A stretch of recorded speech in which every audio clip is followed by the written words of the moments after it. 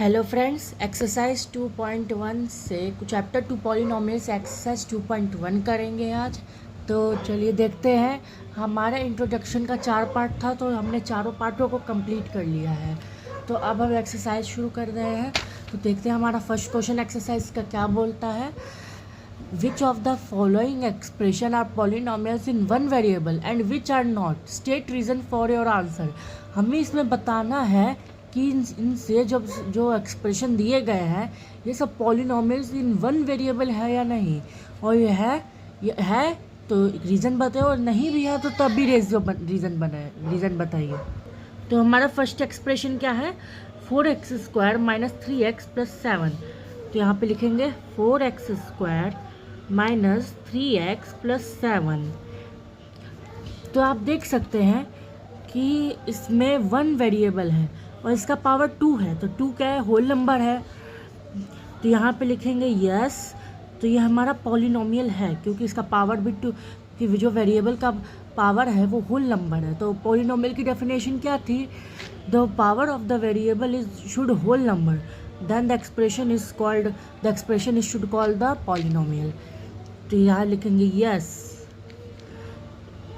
It is polynomial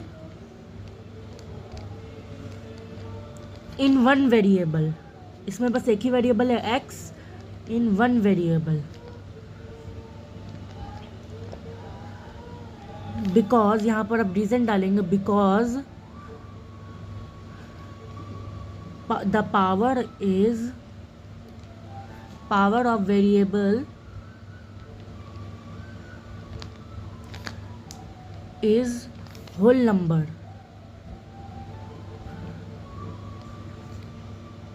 ये हमारा पहला पार्ट ख़त्म। अब दूसरा पार्ट देखते हैं जो है y² प्लस √2। तो आप देख सकते हैं कि यहाँ पे हमारा हमारा y² प्लस √2 है। √2 इरेशनल है, तो इसका मतलब ये नहीं कि ये पॉलिनोमियल नहीं, ये भी पॉलिनोमियल है। ये भी पॉलिनोमियल है क्योंकि देखिए यहाँ पर वेरिएबल का पावर बस होल, तो यानी कि ये भी हमारा पॉलिनोमियल है। तो क्योंकि देखिए यहाँ पे पावर 2 है, वेरिएबल का पावर बस 2 जो होना चाहिए। कांस्टेंट का पावर वेरिएबल का पावर होल नंबर होना चाहिए। कांस्टेंट का पावर कुछ भी हो सकता है, लेकिन वेरिएबल का पावर होल नंबर होना चाहिए। तो यहाँ पे लिखेंगे yes, it is polynomial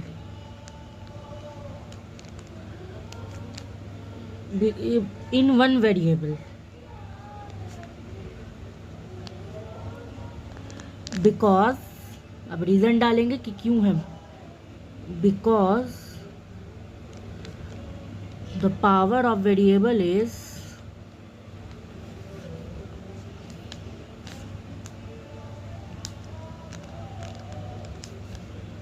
whole number.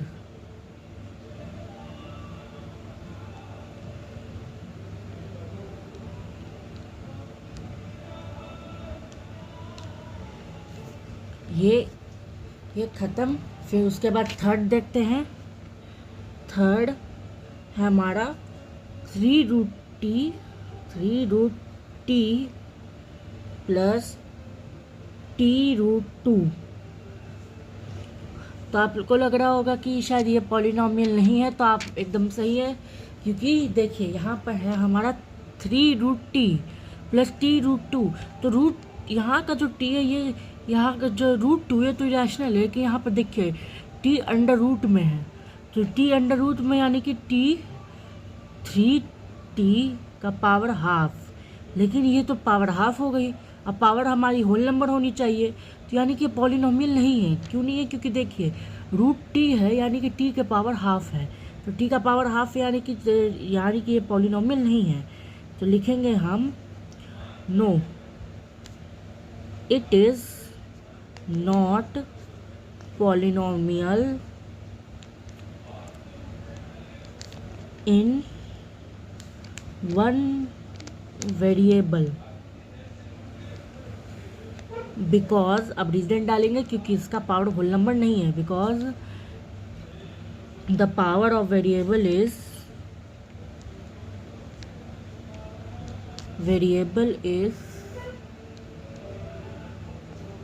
whole number. The power is variable. The power of variable is not a whole number. मैं whole number लिख रहा हूँ, माफ़ कीजिएगा, not a whole number.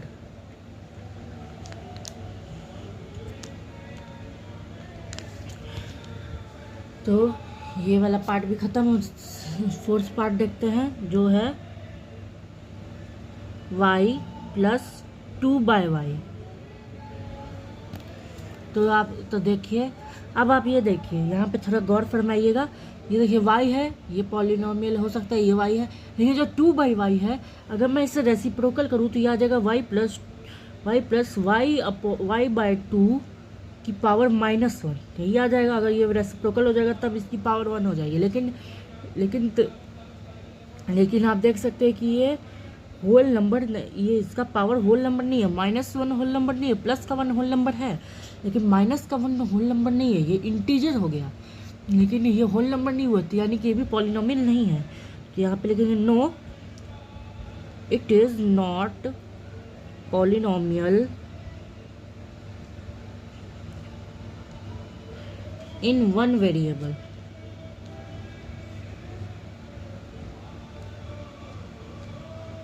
Because, यहाँ पर रीजन डालेंगे, बिकॉज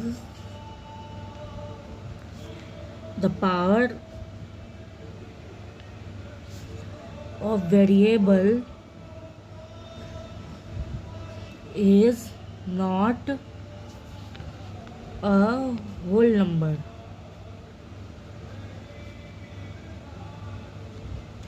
ठीक है, अब इसका लास्ट पार्ट यानी फिफ्थ पार्ट, यहाँ पर x की power 10 plus y cube plus t की पावर 15। तो देख सकते हैं कि हमारा पॉलिनोमियल इन वन वेरिएबल नहीं है, क्योंकि क्वेश्चन में क्या पूछा था, दिखाता हूँ एक और बार, क्वेश्चन आपको दिखाता हूँ। क्वेश्चन में क्या पूछा था, which of the following expression are polynomial in one variable and which are not, state reason for your answer. तो उसमें पूछा था कि पॉलिनोमियल इन वन वेरिएबल है या नहीं। तो ये जो हमारा फिफ्थ वाला है ये तो पॉलिनोमियल है, नो डाउट, क्योंकि इसके सारे पावर होल नंबर है, लेकिन हमारा पॉलिनोमियल वन वेरिएबल नहीं, पॉलिनोमियल 3 वेरिएबल से ही है। तो लिखेंगे यस,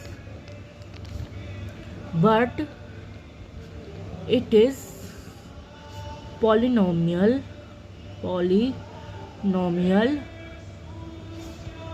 इन 3 वेरिएबल्स।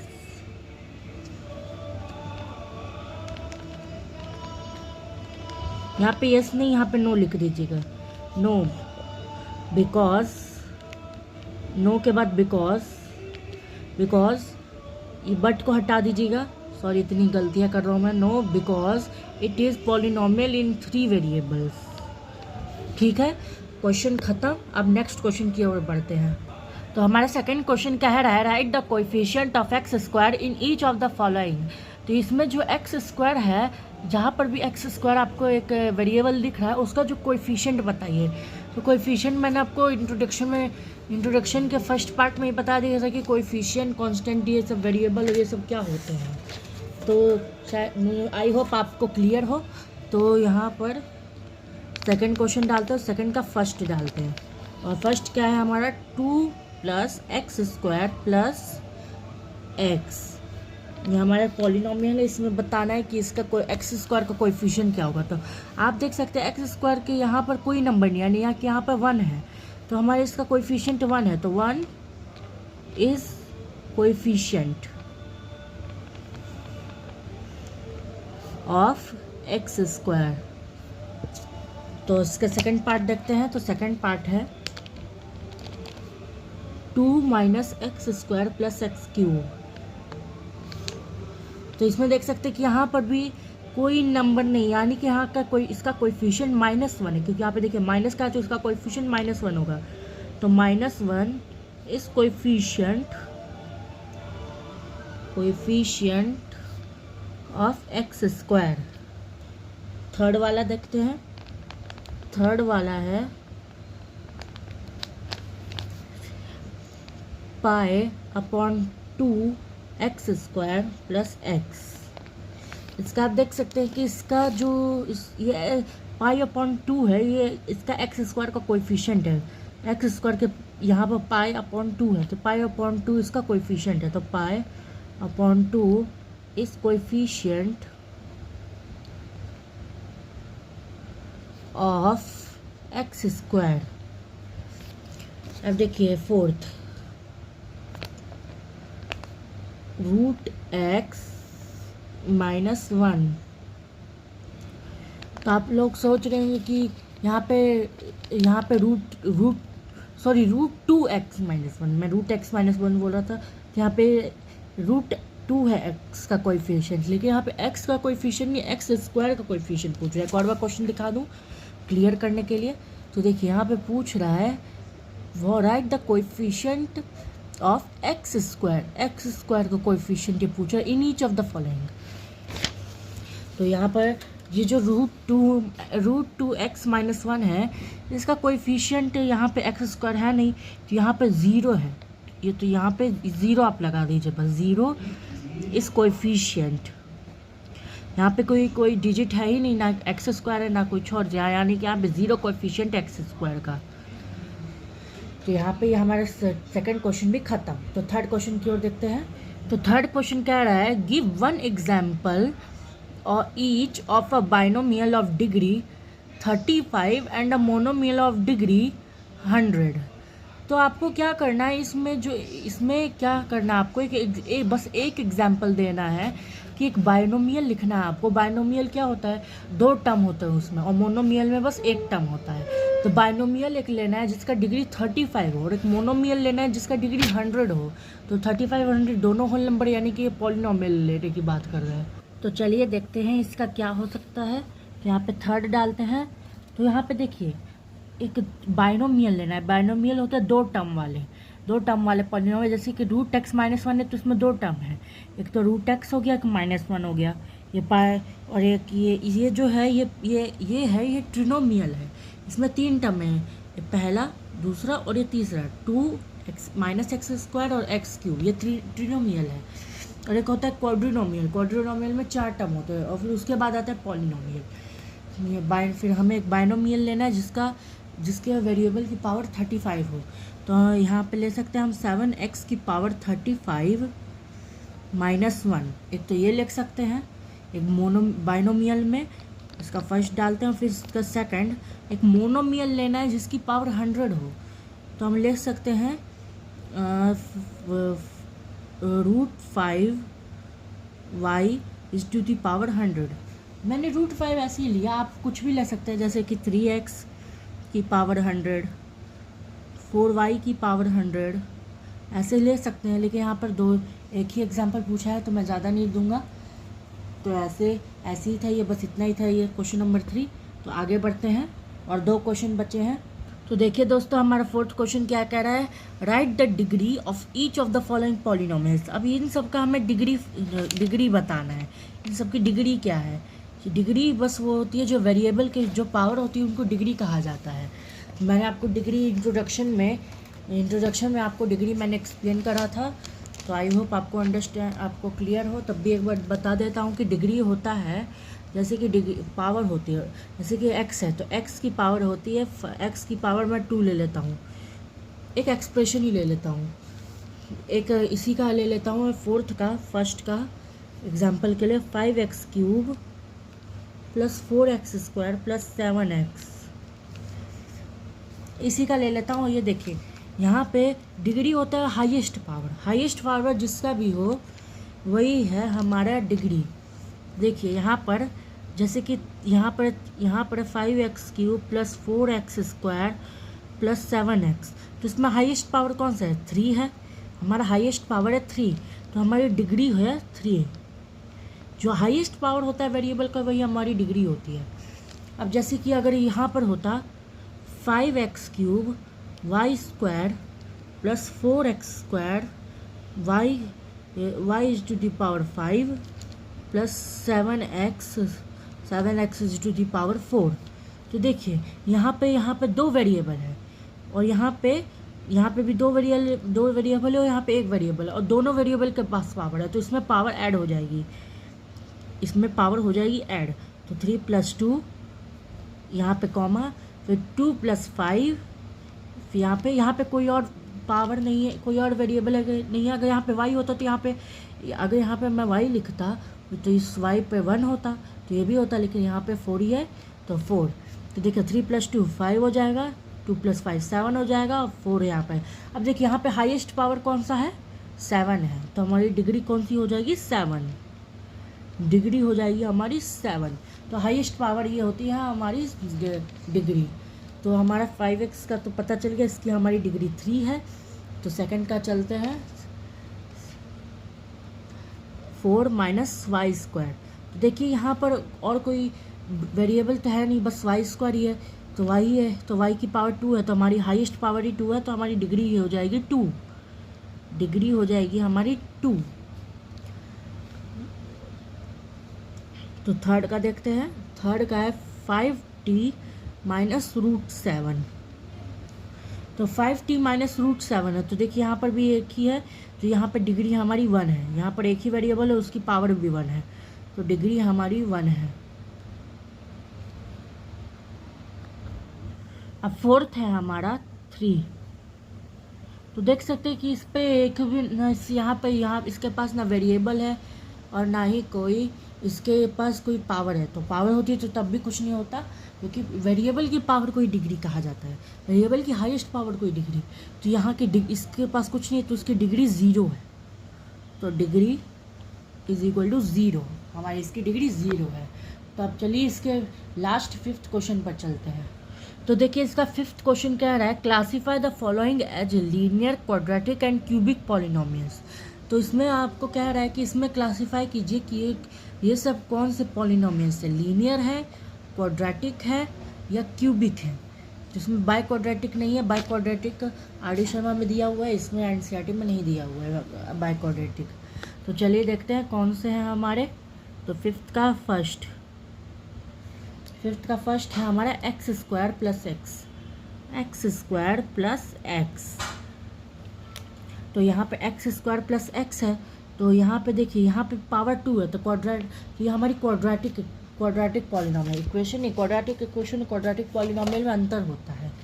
अगर 10th में, अगर अगले साल 10th में अगर मैं वीडियो बनाऊंगा तो उस पर भी बना दूंगा। तो क्वाड्रेटिक इक्वेशन क्वाड्रेटिक पॉलिनोमियल में दोनों में अंतर होता है। क्वाड्रेटिक इक्वेशन होता है इक्वेशन सॉल्व करने का, पॉलिनोमियल कुछ बेसिक फंडामेंटल के लिए। तो यहाँ पे हमारी पावर 2 है, यानी कि हमारे x का, यानी कि हमारा क्वाड्रेटिक पॉलिनोमियल। तो ये है हमारा क्वाड्रेटिक पॉलिनोमियल, जिसकी भी एक्सप्रेशन की पावर 2 है तो हमारा क्वाड्रेटिक पॉलिनोमियल है, और जिसकी भी एक्सप्रेशन की पावर 1 है तो हमारा लीनियर पॉलिनोमियल है, और जिस भी एक्सप्रेशन की पावर 3 है तो हमारा क्यूबिक पॉलिनोमियल है, और जिस भी एक्सप्रेशन की पावर 4 है वो हमारा बाई क्वाड्रेटिक पॉलिनोमियल है। तो दूसरा है हमारा x - x³। तो आप देख सकते हैं इसकी पावर 3 है, तो ये हमारी क्यूबिक पॉलिनोमियल है, क्यूबिक पॉलिनोमियल। तो हमारा थर्ड है y + y² + 4। अब तो आप देखते ही समझ गएंगे कि कौन सा है। हाँ, ये क्वाड्रेटिक है, क्वाड्रेटिक पॉलिनोमियल है ये क्वाड्रेटिक पॉलिनोमियल है। अब हमारा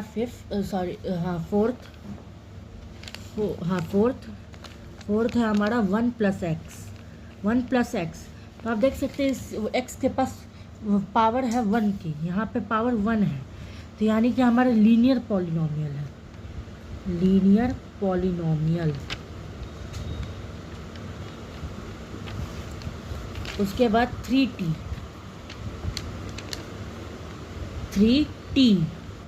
तो देख सकते हैं कि t के पास भी बस 1 वाली पावर, यानी ये हमारा भी लीनियर पॉलिनोमियल है, लीनियर पॉलिनोमियल।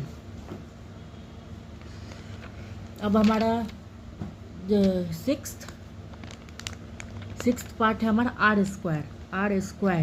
तो आप देख सकते हैं कि r के पास पावर 2 यानी हमारी क्वाड्रेटिक पॉलिनोमियल है, तो लिख देते हैं क्वाड्रेटिक पॉलिनोमियल।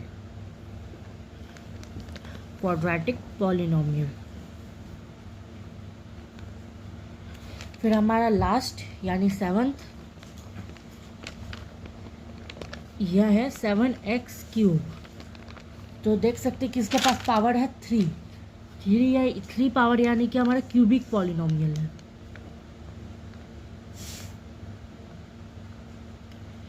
तो आज की वीडियो में बस इतना ही। हमारा एक्सरसाइज 2.1 ख़त्म। तो कल हम करेंगे एक्सरसाइज 2.2। तो चलिए रखते हैं।